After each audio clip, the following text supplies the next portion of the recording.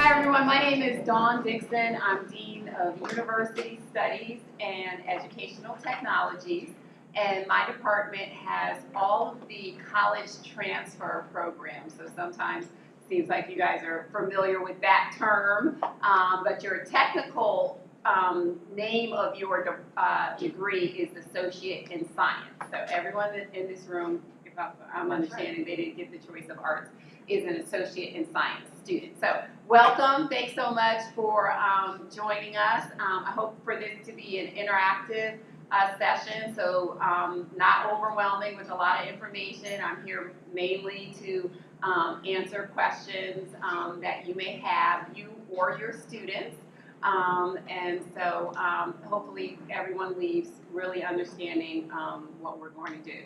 Okay, so I'm going to need a student volunteer, and maybe that, I was going to say that little fellow right there, my future college student. Can you help me, young man? Would you mind helping me? I think there's no better way to start a session than by giving gifts to people. So we're only giving these to mommies and daddies. Can you do that? So like a daddy, a mommy, not to the students, just to the mommies and the daddies. So you keep giving them, and you can come back and get more, okay? Can you give one to him? Thanks, bud. So all the mommies and daddies raise their hands, and you're going to give them a t-shirt. And Miss Sheila will assist them. Okay.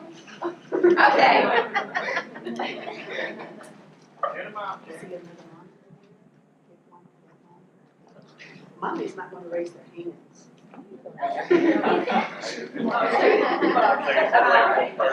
Okay. Very good. You're doing an excellent job. I appreciate it. So one of the things that I want to talk about is the main component of your college transfer degree, which is the Comprehensive Articulation Agreement. That is legislation from the General Assembly which guarantees transfer of your college credits to any of the 16 UNC schools as well as to the majority of the independent schools in North Carolina. The reality is our classes transfer to a lot of other schools because when other schools realize that the UNC system, University of North Carolina system, accepts these credits, they generally accept them as well. So if you are going out of state, that's not a problem. These courses can go with you. However, the UNC system and the independent schools that have signed the agreement basically guarantee that your courses will be accepted by them. So within North Carolina, almost every single school has signed the agreement. Outside of North Carolina, they tend to transfer, but you would have to check that with the individual school. So there's only one private school that has never signed the agreement. Can anyone think of what that school is? Duke, yes. And not to say that Duke will not accept credits, they just didn't want to be bound by the agreement and be forced to accept college credits. So the great thing for you all is that you have money in your pocket. Every single college transfer course that you take is one course at a senior institution that you do not have to finance. And the reason I say finance instead of pay is because I know very few people who write a big check to pay for tuition and fees. And the largest part of most financial aid packages is what? Loans. Loans. Okay, so the reality is for most families, including myself, my son is a freshman at Hofstra University in Long Island. Most people are financing the majority of their college tuition. So you are in an incredible situation here because you get half of that degree for free. So we want to start off understanding how wonderful this opportunity is. I certainly wish I had it. I actually tried to convince my son when he was in high school to pursue college and career promise. Career and College Promise. My daughter is in early college, so she's in the same situation as you. She's a super senior. She'll be done in December and have half of her college degree paid for. Our vice president, her son was in Career and College Promise, and when he went off to Campbell his first year, his whole first year at Campbell was paid for through the transfer credit. So, incredible opportunity. That's important for all of you to know, but with opportunity comes a lot of responsibility. So, I want to go through exactly what it means to participate in this opportunity. First, you have all of your courses are transferable university credit. You will not take any course in associate science that's not a university transfer credit. Mostly, what the associate degrees provide to students are lower division general education credit. So that would be your math and your science and your English and humanities and psychology and courses like that. You do that your first 2 years, and then when you go off to a senior institution, you start moving into your major. So then if you're wanting to pursue business, then you start taking a whole bunch of business or management or finance courses, all right? So what you are receiving are lower division general education courses. The Comprehensive Articulation Agreement has something called You Get C courses, which really stands for Universal, that's the most important word of the whole thing, Universal General Education Transfer Credit. 30 hours of coursework that you take is a You Get C course. Your English, your math, your biology, those are required credits that you have to take for the first year, like your first half of your program. When we developed the comprehensive articulation or redesigned it in October 2014, the UNC system and the North Carolina system got together and said, what courses can we all absolutely agree that we are going to take? Within the first 6 months, they could only come up with one course that everybody would agree that they would take. Any idea what that might be? You're right, it was English 111. That was the only course that from Chapel Hill to Asheville, they were like, oh, we'll all take that. So it was quite a bit of time to get both these huge systems. We have 58 community colleges, UNC has 16 UNC campuses, to work together to come up with 30 hours of agreed coursework that they would take, which means my English course is equivalent to an English course at Chapel Hill, ECU, UNC Pembroke. That is what the signed legislation agrees to. They can't say, I don't want your course, okay? They've already made the agreement for the first 30 hours. The second 30 hours is a list of transfer courses that not all the schools agreed, but they all agreed that they will take it for transfer credit. So wait, what is that? That means they're a transfer course, and they will take it. So when you go to the school, if you say, oh, I'm going to take CIS 110, then at NC State, they have a transfer equivalency page, and then you can say that equals their MIS, 1000 course or whatever. So they still take the course. There's no course, in fact, that they can say that has been deemed a transfer course that they can say, I'm not going to take that course. In fact, there is a appeal process that runs through the Transfer Advisory Committee, which is a statewide committee that's made up of the UNC system and the North Carolina system. And you can submit a grievance that this particular school refused to take my Math 271 as calculus, and they will process the grievance for you. Most of the time, it's been calls. Hey, Johnson, the Academic Advising Center at JCC said you guys don't want to take business 152 business stats for this when, that's a transfer course. And then they go through stuff. Oh, okay, that was a mistake. Somebody didn't know. We'll take it. So usually there's very few cases that go to the full appeal, but you do, that is part of your rights since you live under the Comprehensive Articulation Agreement. Any questions so far? So part of that that's important and that really gives you the guarantee is that there is legislative oversight. So you know when it's legislation, students, what does that mean? If I say that the Comprehensive Articulation Agreement is legislation, it means what? It's the law. You're a bright young lady. I'm going to give you a button. That means it's the law. So are we supposed to break laws? No. So these two systems, UNC GA means General Assembly. That's the governing board of all the 16 UNC schools and the North Carolina Community College system. They go and make sure that these schools are taking our courses as directed and as outlined in the CAA. Okay, they've gone to all 16 schools this year. They're going to go to all 16 schools next year. They ask them what's working, what's not working, you know, what are some issues. Their whole job is to work out the glitches so that you have seamless transfer when you decide you're going to go to whatever four-year school.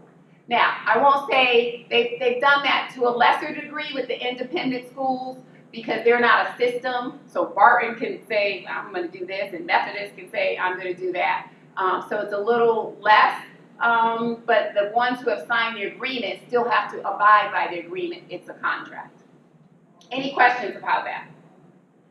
Okay, the moms and dads who have this I gave them a shirt because this is a motto and something we work very hard. It's called A2D, but it stands for Agree to Degree. We are not here to have you take a bunch of classes and leave. We don't want you to leave empty-handed. Our whole goal is that you walk across the stage with a credential. That's the only thing that we're looking for. You successfully walk across the stage with a credential. So we have a program called Agree to Degree, which is basically you will do our part in providing classes and providing academic support and providing academic advising and guidance, and then you do your part to make sure that we see you walk across the stage with the credential. All right? So there are some incentives that the CAA actually puts into place to help drive you getting an academic credential, finishing your degree. The first one is that if you complete your associate in science degree and you have all your courses with a C or better, because a D does not transfer. A D is passing for us, like you could get your degree with a D, but when you go to take that package to a four-year school, they are going to pull out that course, which really means you didn't finish the package. So Ds do not transfer. I wish they would get rid of Ds. In fact, that's a conversation at the statewide level for transfer courses, that if the senior institution doesn't take a D, why are we giving Ds? So that may come down the pike sometime soon. But if you complete your degree, you get your associate in science degree, you have guaranteed admission to one UNC school. So let me tell you how that works, because a student just asked me, I'm only going to apply to Chapel Hill and I've got my degree. And I'm like, that's not exactly what it means.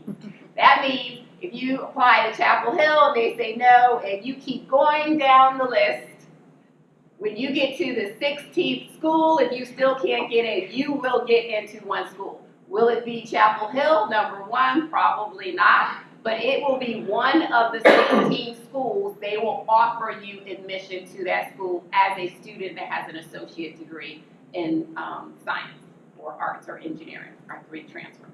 Any questions on that?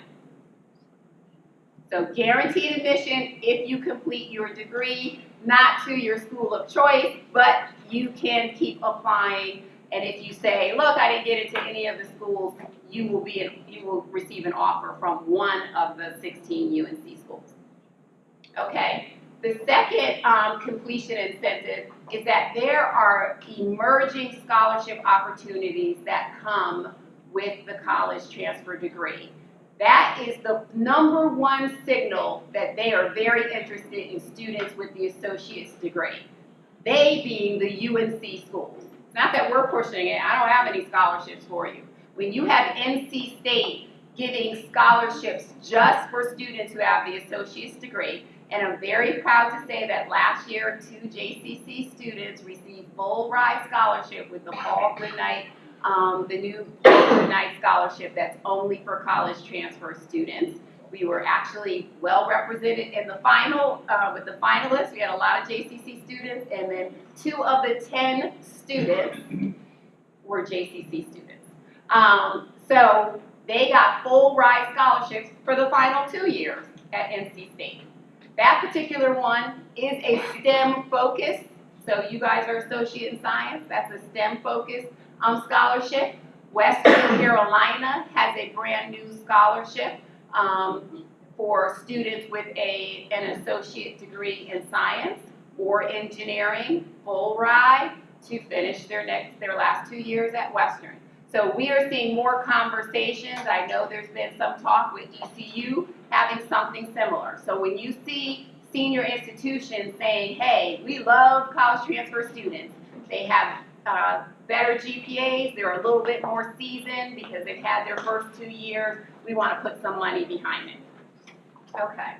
I don't know if I can get on the website to do the thing. So all of you took ACA at Clayton High School, right? Did anyone not take the ACA?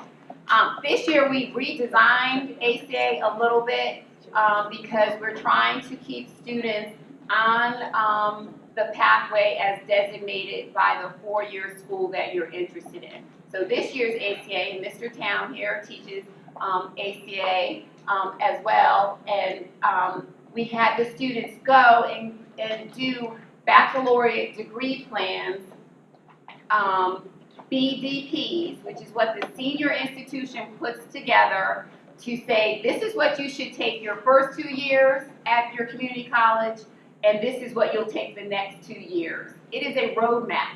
It is hard to get lost. It tells you exactly what courses to take your first semester, second semester, third semester, fourth semester, and then you transfer, and it tells you what classes to take your first semester at state, second semester at state, third semester at state, fourth semester at state. One of the reasons why that becomes incredibly important is because UNC has something called a tuition surcharge, and who knows what that is? No one? Okay, so a tuition, this is something they're saying, and make sure these students know. Back in the day, like when I went to school, you could take a bunch of classes, you could explore, you could hang out, you could be like, oh, you know, if it took me 5, 6 years, not that it took me, because my mother would kill me, but 6 years, oh, no big deal, you just keep taking classes. Well, senior institutions have, UNC in particular, has said, I'm not interested in you all staying here 6 years. If you decide to stay longer than your degree program, so if your degree program is 120 credit hours, the moment you start hitting 121, you pay a surcharge to your tuition, and it is a little bit of a jump. So you can't pay the regular tuition because you've been here too long. You've now got to pay more than the regular tuition to finish your degree. So it's of course a little bit of incentive for people to get done on time, because they're not interested in the 5, 6, 7 year college student anymore. And so that is something. So if you go start that, they've had that for several years. And they don't advertise it, and not a lot of people know about it. So do you want to go to NC State? Since that's our #1 transfer school, NC State, ECU, and it vacillates between Barton and UNC Wilmington. Those are kind of like our top 3. So if you clicked on, I don't know, business administration, because that's do the finance one. Finance one here? Yeah. Okay. Business is like the #1 major. So NC State, we love their pathways because it's very clear. So fall semester, it tells you take English, take a foreign language, take biology, take stats. So this is the math that you have to take. You may be in pre-calculus, but you really should be checking your BDP because they're saying, you know, first semester take stats, second semester take pre-calculus. I mean, if you flipped them around, that wouldn't be a big to-do. Take your ACA, take art, or a humanities elective. Now, some programs are very specific and say, I only want you to take this class, and some people will say art or humanities, which so then maybe you want to take music instead of art. But first 2 semesters, and again, they're only planning on you being here 4 semesters, 2 years, so you all are a little different. You can see the credit hours, 16, 18, 17, 16. We need to kind of move out of 12 hours is full-time, but you are not going to see any 12-hour semesters. So it's a little different for you all because you're obviously not taking, you know, that number of credit hours, but you will know what, if you want to go to NC State and major in business, it tells you exactly what you have to do in terms of the community college classes. And then you graduate, and if you scroll down, it then tells you this is what you'll take at NC State. Again, it's like GPS. It's designed to tell you exactly where to go, what stops to make, what choices to make to get you through as efficiently as possible. Any questions on that? So that has all of their degree programs, and she can, so if she wants to be a pre-med and go on to med school, she can look that up and see where she needs to be. Yes. Now, some schools don't have a pre-med major, so they may say do biology or something like that. But yeah, and she can see exactly, you know, like, oh, how many more science classes do I have to take, you know, to be in pre-med or what have you. And it's a really good roadmap. It also, I think, gives students a clear understanding of, you know, they tend to focus on, 12 hours. Well, 12 hours is going to take you more than 2 years here. And so we do that kind of academic plan. That may be a reality because you're working or you can only manage 12 hours as a student, which is fine. What we want students to know is that we want them to be informed so that you can make informed decisions and plan out what it's going to look like, okay? So all the schools, the UNC schools and then the independent schools that have done that, sometimes they're changing things. So like at NC State, if they're changing the curriculum, it'll gray out the major and you won't be able to click on it. Yeah, when we talk, yes, sir. I'm sorry, so once they complete 2 years, just how many credit hours will they walk away with? The associate's degree is 61 credit hours. They're not, I mean, in CTLA, you're not going to finish that in 2 years because it's a 5-year program, but you know, a regular college student would do that. You would still follow this sort of plan in terms of knowing what classes you have to take. That's why I wanted to show it to you. So we go to Johnson Community College, EDU. I have the directions. I'll be glad to share that with the students. So it's really good because we tell students, you know, like anything, life happens, you're not sure. You're in 10th grade, right? 10th grade? Yeah. I mean, right now, if you had to say, we in ACA, we're like, pick 2 schools, pick 2 majors, do a plan A and a plan B. You know, then pick 2 more schools and pick 2 other majors that you think and have a plan A and a plan B. That way you're kind of covered. You will see the commonalities. Everybody has to take English.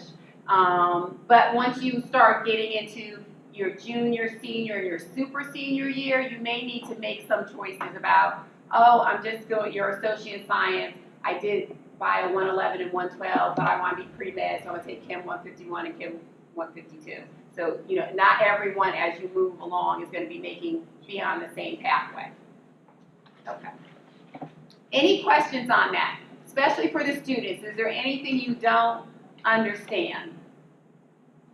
Okay, it's really important at your leisure, since you didn't do with your ACA, to poke around on our advising site and start thinking about what school you want to transfer to and start thinking about what requirements they have in terms of choices.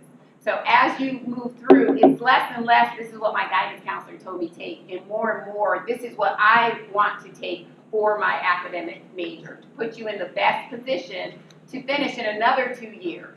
I mean, obviously, if you're going to like engineering or something, not every program is going to take you exactly 2 years. You may get there and say, you know, this is probably more of another 3 years for me because I want to slow it down. But it's good for you to make those decisions. Okay, I have a little typo, which I apologize for. I think I would really be remiss as the academic dean over this department if I didn't talk to you a little bit about our expectations, our academic expectations here. And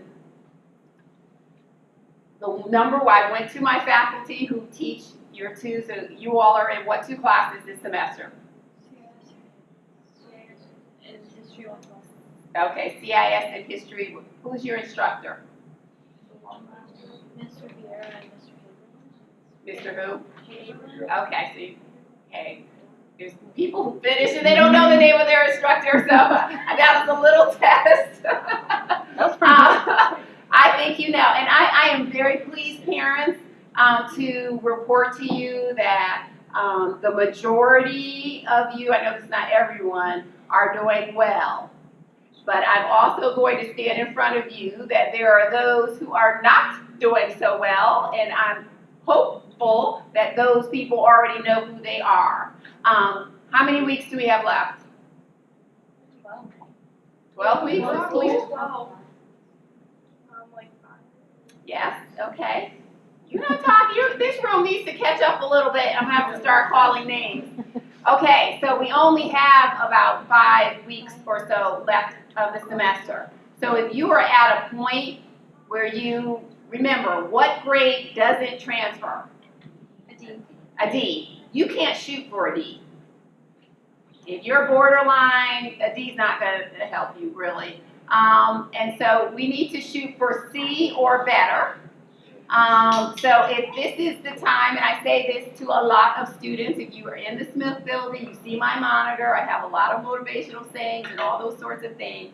This is the time that one gets really busy, papers are due, you know, you're going into your final exams, you got a lot on your plate, but this is not the time that you can falter and give up. This is the moment where you've got to find your grit, persevere, and work it out, okay?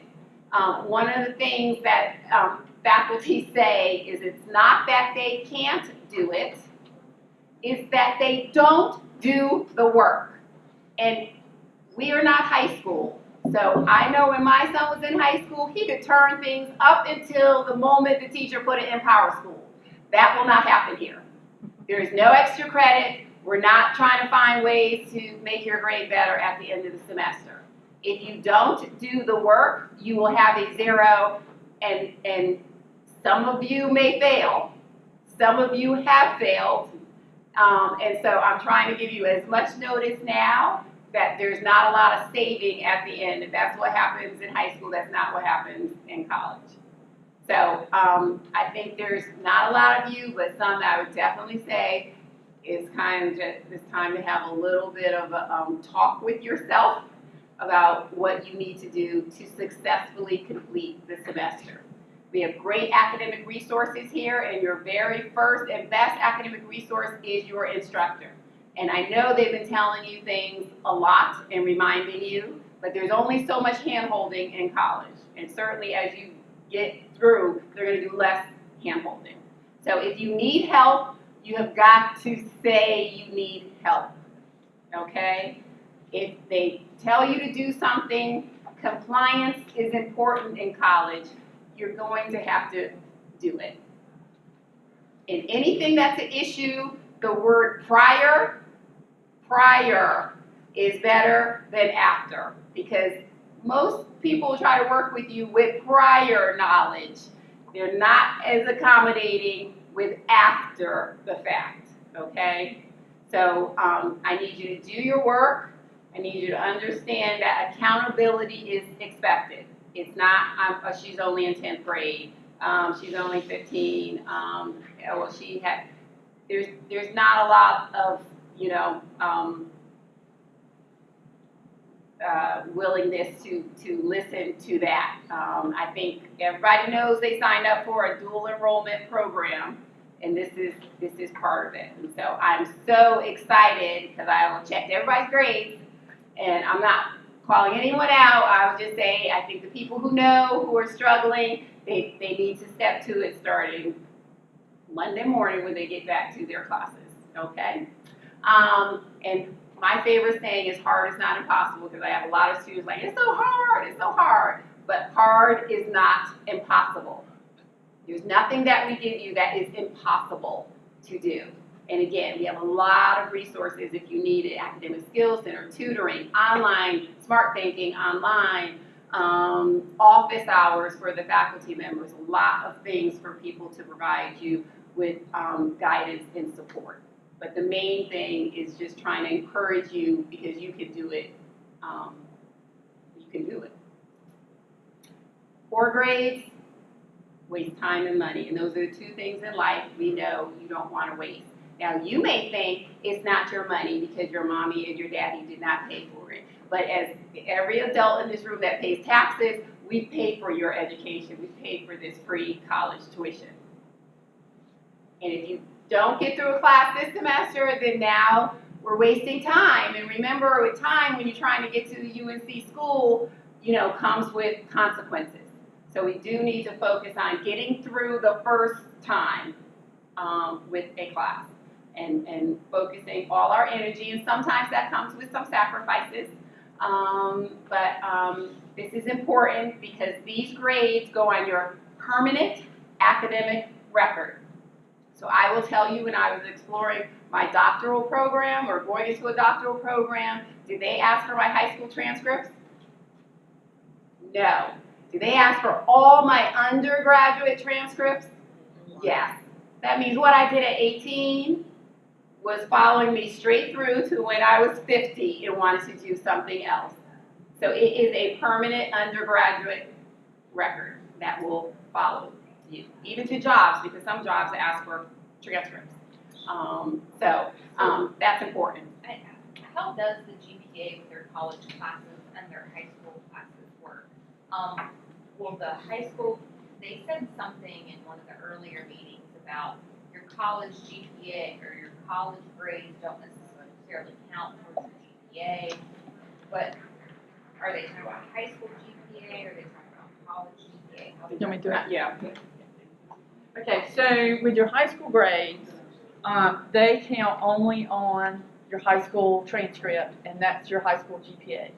The college classes count both. You have a college transcript that the college classes only will go on, and that's what she's talking about with the D and the C and that kind of thing. And then it will also count on your high school transcript, because those are electives in there, and they will count in the GPA with that. So your high school transcript counts high school classes and college classes, and they all count in the GPA. There's nothing that they take that will not count in the GPA for high school. But they have two transcripts, and this one that's with the college is the permanent college transcript. So the first day of class, it's going on the college transcript with them. So if she's taking like math 171, which would count for like her first math in college, but like her fourth math in science, that would count, that grade counts towards both. That's right. So when she applies for college, she'll submit both GPAs and both transcripts? That's right. Mhm. That's right, because she'll be a high school graduate at that time, and they have to submit their high school transcript. And at the same time, she's going to have a college transcript, so she'll submit those.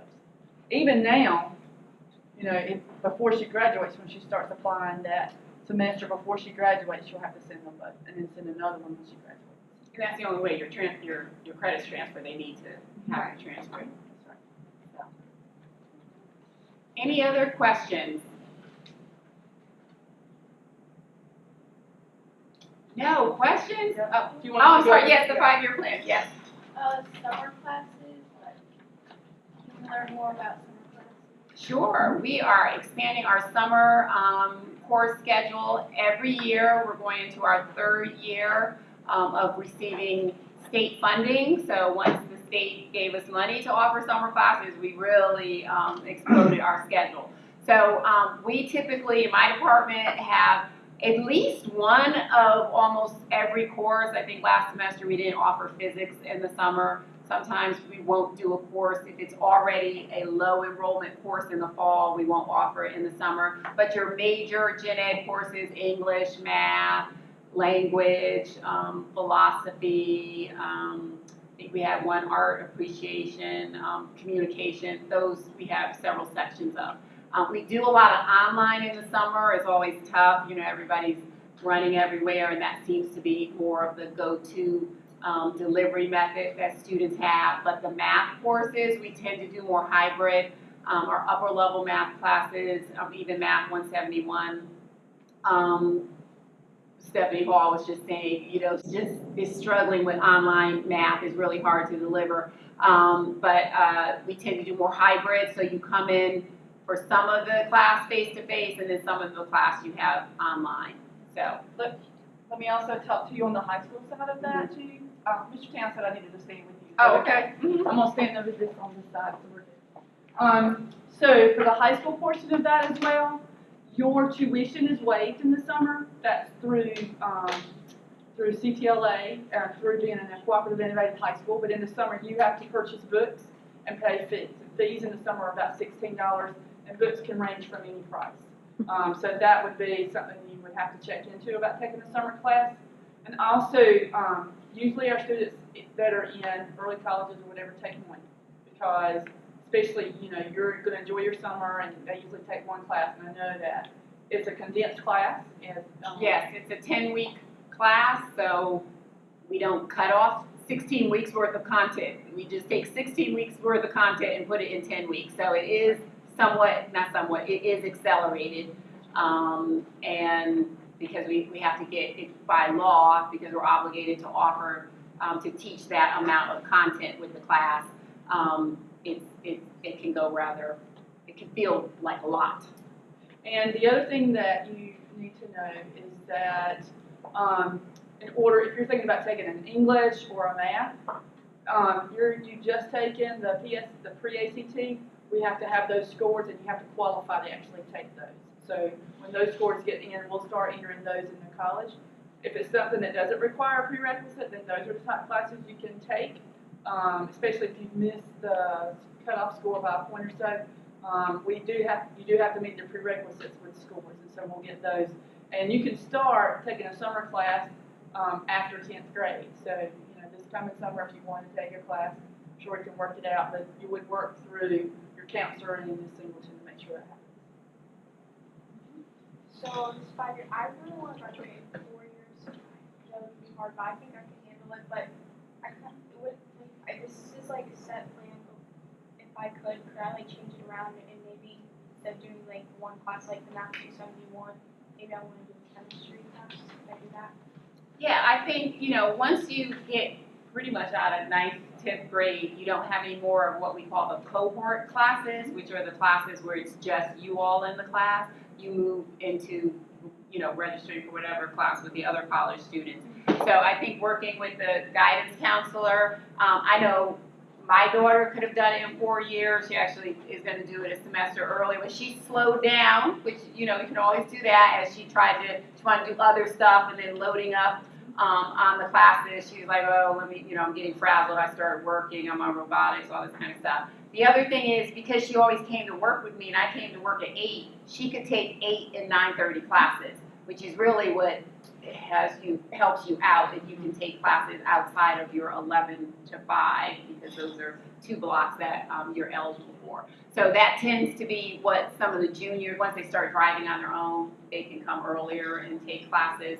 But you work with your guidance counselor on what, you know, you can best manage and what's reasonable, and what makes sense for you. I mean, I was telling Carrie Lane, I have some students on my robotics team. I mean, they're stressed like all get out. They want to get done, but it's a lot. And around this time of year, it's a lot because they have term papers and all those sorts of things. So just really reflect on what you can manage and do a good job at. It's one thing to load up, but you know, if you're going to be a competitive student for a UNC school, you also want to be a good student and not be miserable or stressed out. I see that, honestly, that quite a lot with students. You're overachievers. You're in this dual enrollment. However, there's some trade-offs sometimes, and I think it's important that families recognize that and not put students in a position where it literally is probably too much for them. You know, you have the 5 years for a reason. So. And I shared that story about my daughter in our first parent night, because she was the same way. She was going to do it 4 years, and after that 3rd year, about the time she had a breakdown, she was used to making straight A's, and she was about to panic because she was getting ready to make a B, a low B in a class, and she was doing all she could and trying to work and try to do other things. So it is stressful at times. And parents, again, you know when your students stressful probably quicker than we do, and so just need to let us know and help them make those right decisions. If it's okay, can we go over this real quick so they understand it? So if you'll pull out the 5-year plan, it's in the last page of your packet. This is the closest thing we can do for a 5-year plan for you, because after this year, everybody's been doing something different because you're not in a cohort anymore. The high school classes at the top are pretty much going to be what you do, but again, that's going to be driven by what math you came in with last year as a 9th grader, and also what the time is going to be for teachers, high school teachers, to be able to teach those classes, and if that works with your schedule. So whenever you get ready to register for classes, you're going to be given a high school schedule. It's going to show you when you have high school classes. They will be somewhere between 11 and 5. Even when you're a 5th year, it's going to be, your high school classes will always be between 11 and 5 because that's the school day. It's your college classes, as she said, that you could take outside of that time. But just don't expect that when you're a senior or a 5th year that all of your classes are going to be at 11 o'clock, because that's not going to happen. You may have senior English near 3rd block or 4th block. So those kind of things happen because that's when the high school classes are taught. But the one thing we have to remember is that you do have to have a high school class every semester. And you'll notice that there are, the 5th year, it says peer tutoring. And the reason that is, again, you have to have a high school class.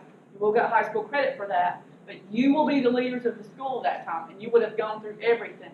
And so you would then be a resource for the younger students that are in. You can tutor them in the high school classes. You could probably help tutor them in the college classes. Our early college students do that now with their younger members of the student body. So those are times that you would be able to do that, and that would be your high school class time. And you would probably have a senior seminar as well. But those are things that you'll do. And again, we think we've spaced that out enough. But starting out, it's hard to plan until we've actually lived it for 5 years. So in our 2nd year, this is what we see for you. But if you could just, and the Fall 1, Fall 2, that's like your first 9th grade, Fall 1, 9th grade, Fall 2, 10th grade, that kind of thing. So we're talking about 5-year plan. Yeah, so just like we do with regular college students, your associate in science degree is no different than the college's associate in science. So you have the same requirements, the same number of credit hours for different things.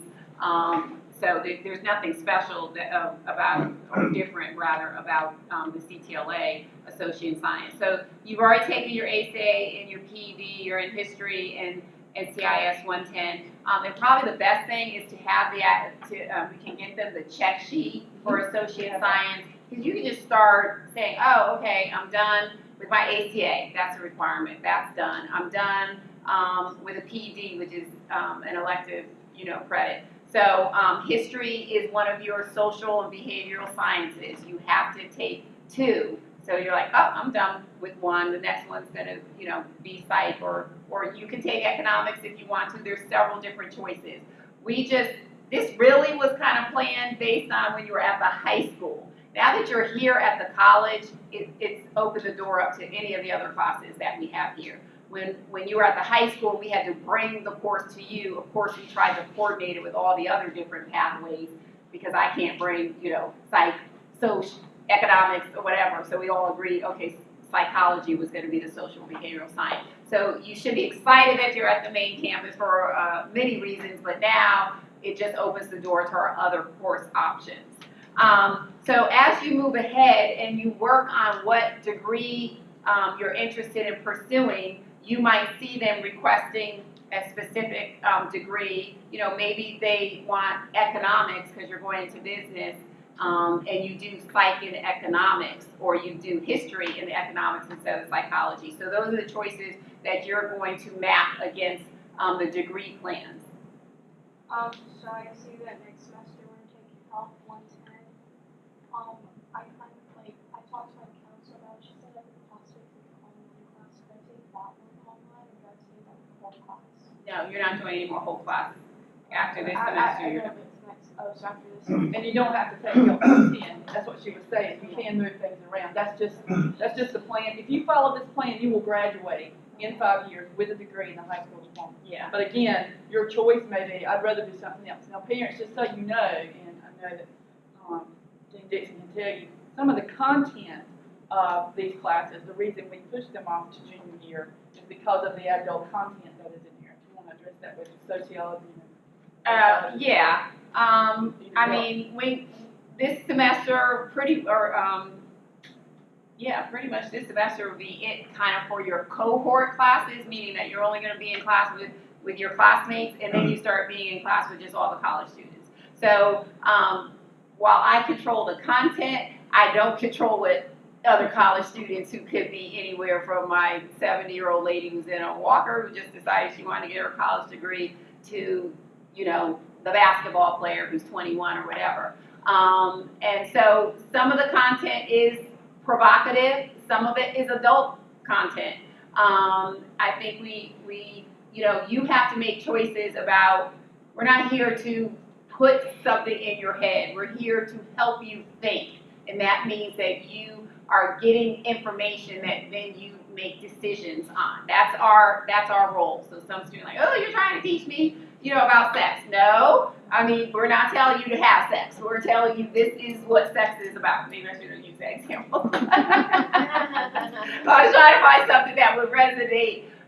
So I you know, because I've had comments from parents, I can't believe you all are talking about that. It is adult college classes, and once you move out of your cohorts, you are with adults, and they range in age. So if a student comes up, this was a psych class where I had a parent complain because one of the other students, who was a grown woman, did a presentation on breast cancer and how she didn't like the campaign Protect the Tatas, and the mother thought that was inappropriate for her daughter to hear. And I can't control what another student does as a presentation. So as long as everybody understands that, some have more adult content than others. Sociology is about society, and there's a lot going on in society, so that tends to be a very provocative class. And you know, comments go all over the place. So we tend to, you know, push those. That's a 200 level class. The course number is very important. 100 level classes are more freshman classes. 200 level classes are like sophomore classes. So just, you know, consider that, but you have choices. It's just because sociology is on here does not mean that you have to pick sociology as your social behavioral science. Now, I will say as an institution, because we are very focused on only providing courses that guarantee transfer, those UGITSI courses, we don't have the same huge catalog of courses that, you know, and really no one's doing that. What they're doing is moving it down to this very, you know, reduced package. So you're not going to see all these different options for your social behavioral science. We take the big ticket courses that a lot of programs want, and those are primarily the courses that we teach. And she mentioned the checklist while ago. You guys are just getting ready to start with Ms. Stover meeting individually, and she has those checklists. So those classes you've taken, she will have that. She's got that in the folder for every student, so she can keep up with what you're taking. And then the last 3 semesters of high school, college, you will actually be advised by a college advisor. But we always check with them to make sure we're on the right track. If there's any question, but you know, originally to begin with, you're going to be meeting with your high school counselor. But we will always have a college person available for you. So this is not set in stone. I mean, because on here, like, there's 3 levels of math. If you were majoring, you have to take 8 hours of math, which is basically 2 courses. But if you know, like she said, she wanted to be pre-med, she probably want to pick more science classes than math classes. There's a lot of options based on what you want to major in, what career you want to go in. and what school you're planning to transfer to. So that's the research and the thinking you all will do, and then you bring that to your guidance counselor and our academic advisors. So are we locked into the Associate in Science? Is there any way that they can move over to the Associate of Arts since the school offers it? I know that the cohort isn't doing it, but like what she's been doing research on, an Associate in Arts would fit better for her as far as transfer. She's going to end up having to take some more courses once she gets into college because the science isn't going to quite fit. Is there any way that we can have a conversation about that being available? If you bring your research that shows that you need to do this, then that's a great conversation to have with Great. the seniors. Okay. Yeah, we need to see that. We Great. did this because it was a STEM school. Right. And we were having to bring classes to you at Clayton. Being over here, we do have a few more things. It's That's still what I a was STEM wondering. school, but I think if you've got some documentation She's there, looking we more can pre-law, certainly- so. Yeah. We can certainly, and the way you've got it set up, I think, with all the courses, they really count. I mean, they're all pretty much going to count, especially with the electives now, because they're not Yeah. having to be math I and mean, science. the reality is, again, remember, we do lower division gen Right. ed. No matter what your major is, these are courses you need because every school has a gen ed liberal arts kind of requirement that you do first, and then you move into your major. So, you know, if you did this and that met all their gen ed at whatever school, then you're going into more of your upper level political science courses, American government, all those sorts of things. But we have American government, and if you say, oh, I really don't want to take psych, I'd rather take American government, that you can make that choice. The real difference between you know, you take less humanities and one less social behavioral science, and you take more science and math. You know, arts, you only take one math, you only take one science, and the associate science, you take two of each. So that is the only real big difference. The coursework is actually almost identical. So, yeah. Right, but when you look at the checklist, that may help you. Yeah, I have the Associates of Arts. I've talked to Ms. Stover about it, and she said that it was non-negotiable for me to do the Associates of Arts because it was like contracted into our school program that we were supposed to do the science. But the arts benefits me better, and it's just more humanitarian classes than it is science. So I didn't really understand that perspective of it. Well, we're not going to contradict what you were told because that is exactly what we were, you know, that is what we are. We are a STEM school, so Right. it's associates in science. But we can certainly, if you have, I'm sure Ms. Singleton will be glad to talk to you about that. But if there's a way for us to make that work as associate in science, which, you know, we've not had any other, you know, there's just 2 maths and 2 sciences there, I think. In associate science, Yes, 2 maths and 2 sciences. If you're, just show us what that is, and then we'll certainly be glad to ask. Absolutely, thank you.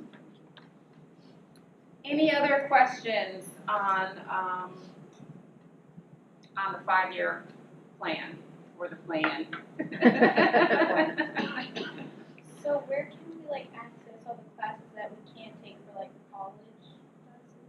Like, is there like what we can take? Yes, it's in our college catalog. Now, it's important to know that some classes, that's like an exhaustive list. That doesn't mean every semester we offer every single one of those classes. Some classes we only do in the fall.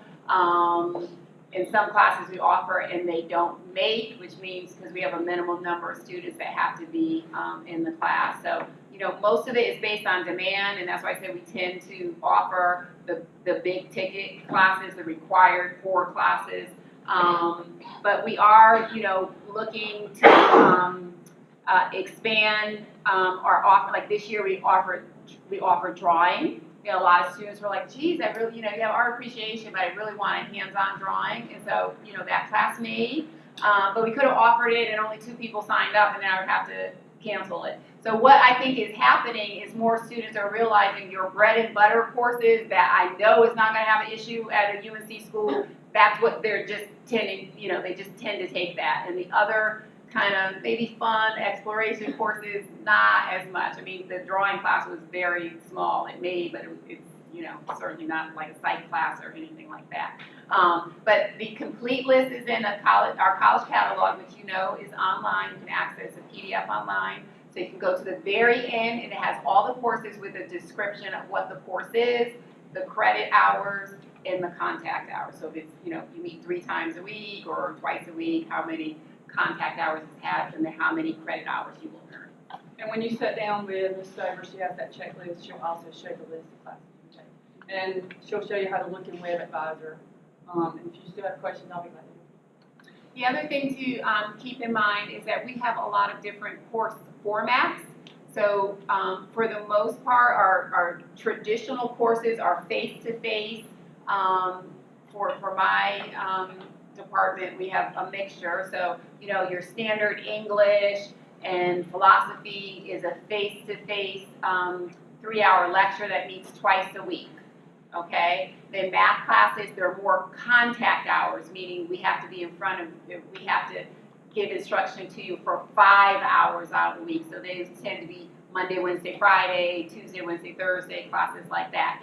Science classes are 6 contact hours, which means 3 hours is lecture, 3 hours is lab, and it's any kind of combination of some we have all day. You go to class, you know, 3 hours in the morning, you have lunch break, and then you have lab 3 hours in the afternoon. Others are split.